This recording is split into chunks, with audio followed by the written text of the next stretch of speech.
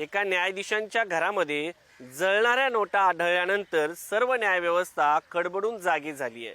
खडबडून जागे झालेल्या या न्यायव्यवस्थेने आपण किती पारदर्शक आहोत हे सांगण्यासाठी एक महत्त्वाचा निर्णय घेतलाय। काय आहे हा निर्णय जाणून घेणार आहोत या स्पेशल रिपोर्टमधून।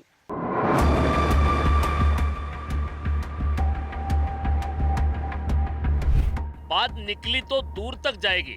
कफील आजर अमरोही यांचा हा मशहूर शेर तुम्ही ऐकलाच असेल। आता झालं असं की दिल्ली हायकोर्टाचे न्यायाधीश यशवंत वर्मा यांच्या घरात आग लागली।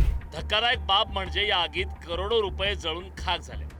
एका न्यायाधीशाच्या घरी लागलेल्या आगीत एवढ्या मोठ्या प्रमाणात कॅश जळून खाक झाल्यानंतर या आगीच्या झळा भारतीय न्याय व्यवस्थेपर्यंत पोहोचल्या नसत्या तरच नवल। एका न्यायाधीशांच्या घरी एवढ्या मोठ्या प्रमाणात रक्कम आढळल्यानंतर सर्वांना पारदर्शकतेचे धडे देणारी भारतीय न्याय व्यवस्था अपारदर्शक आणि भ्रष्टाचारानं बरबडलेली आहे की काय, असे प्रश्न सामान्य जनतेला पडले। न्यायाधीशांकडील गडगंज संपत्ती आणि त्यांच्या मालमत्तांची चर्चाही होऊ लागली। त्यामुळेच आता सुप्रीम कोर्टाच्या सर्व न्यायाधीशांनी मिळून एक महत्त्वाचा निर्णय घेतलाय, तो म्हणजे आपली संपत्ती जाहीर करण्याचा।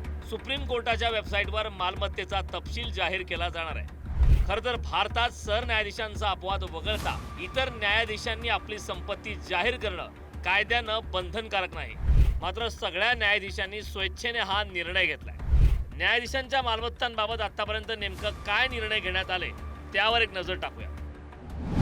1997 मध्ये न्यायाधीशांनी आपली संपत्ती मुख्य न्यायाधीशांना सांगावी असा निर्णय घेण्यात आला। मात्र संपत्तीचा तपशील सार्वजनिक करता येणार नव्हता। 2009 मध्ये सुप्रीम कोर्टाच्या सर्व न्यायाधीशांनी संपत्ती स्वेच्छेने कोर्टाच्या वेबसाईटवर जाहीर करण्याचा निर्णय घेतला।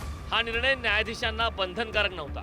याबाबत संसदेत विधेयक आणण्यात आलं, मात्र नंतर ते सरकारनं मागे घेतलं। 2019 मध्ये सुप्रीम कोर्ट न्यायाधीशांच्या संपत्तीला माहिती अधिकार कायद्याच्या कक्षेत आणलं गेलं। त्या निर्णयाला काही न्यायाधीशांनी विरोध केला। मिळालेल्या माहितीनुसार हायकोर्टातील 770 पैकी केवळ 97 म्हणजे 13% न्यायाधीशांनी आपली संपत्ती जाहीर केली। आता 1 एप्रिल 2025 ला देखील सुप्रीम कोर्टातील सर्व न्यायाधीशांनी स्वेच्छेने आपली संपत्ती जाहीर करण्याचा निर्णय घेतला। अर्थात हा निर्णय ही सगळ्या न्यायाधीशांना बंधनकारक असणार नाही। आता निर्णय हा हे काय जजमेंट नाहीये, हे एकत्र सगळे जजेस बसून त्यांनी हा निर्णय घेतलाय। कारण आत्ताच तुम्हाला आठवत असेल जे प्रकरण झालंय दिल्लीत, त्याचं संज्ञान घेऊन जजेसनी लोकांमध्ये विश्वासार्हता निर्माण व्हावी जजेस बद्दल, तर त्यांनी हा निर्णय घेतलेला आहे। आता हायकोर्ट सुप्रीम कोर्ट पण याचं पालन करायला पाहिजे। त्यांनी त्यांच्या स्वेच्छेने ते करतील, पण करणं गरजेचं आहे। आणि जी काही संपत्ती आहे ती तुम्ही ब्यौरा तो सुपूर्द केलेला आहे, आता ते पब्लिक होईल। त्यामुळे पब्लिकला सगळ्या वेबसाईटवर गेल्यावर माहीत होईल की कोणत्या जजच्या नावावर काय संपत्ती आहे। त्यांनी काही नवीन संपत्ती घेतली जज झाल्यावर, तर त्याची पण माहिती आपल्याला कळेल। संपत्ती जाहीर करण्याच्या न्यायाधीशांच्या या निर्णयाचं स्वागतच आहे।